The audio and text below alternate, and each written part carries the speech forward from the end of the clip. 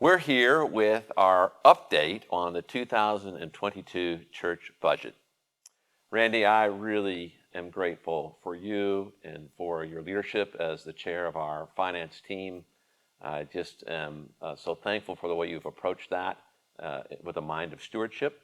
As well as, folks may not know that Randy's been emailing out prayers and encouraging people to pray for our church every day during this season as we go through this. And so I'm just grateful for your integrity and your leadership. Appreciate it, David. Appreciate it. So we said in worship that we were going to use the figures, the income figures, as of December 31st, 2021, as the benchmark for the formulation of the 2022 budget.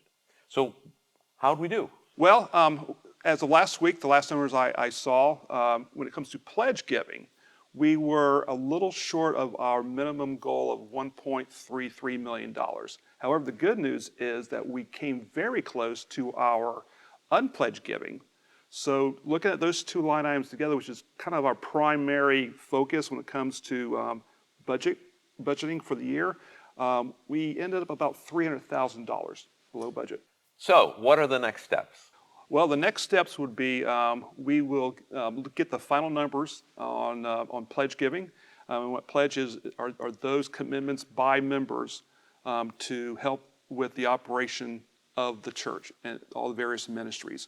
And then we will also look at unpledged giving, which again, we finished relatively close to what we budgeted for this past year. So we expect good things to happen, Right. increase in attendance over between now and next Christmas. So Right. We're going to maintain that budget. And if we can't make up the $300,000, we will need to look at different ministries and determine where we can cut some of the important ministries of the church. Because our goal as a finance committee and being good stewards is to maintain a balanced budget for the year.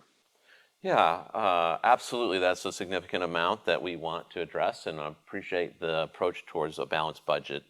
The good news is we still have a couple of days to make that change, right? We can still have an impact on next year's budget over the next week or 10 days, and the Marcy Trust money is still available to match. That is, everybody who pledges has a matching gift from the Marcy Trust to increase the power of their giving and generosity.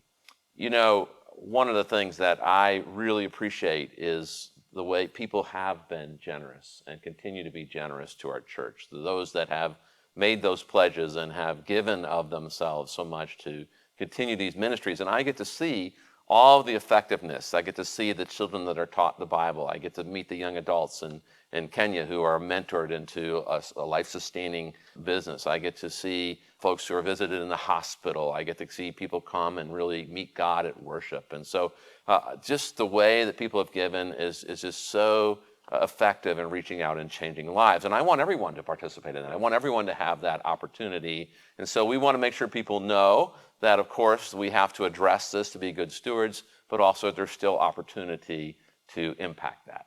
Yes.